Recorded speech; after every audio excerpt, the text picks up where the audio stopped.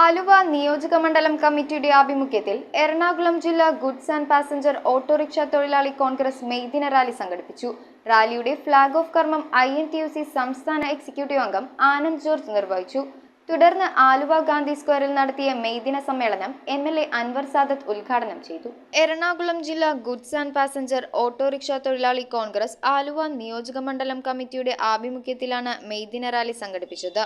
Rally INTUC സംസ്ഥാന executive committee അംഗം Anand George flag off ചെയ്തു. ആലുവ ഗാന്ധി സ്ക്വയറിൽ വെച്ച് നടത്തിയ മെയ്ദിന സമ്മേളനം MLA അൻവർ സാദത്ത് ഉദ്ഘാടനം ചെയ്തു.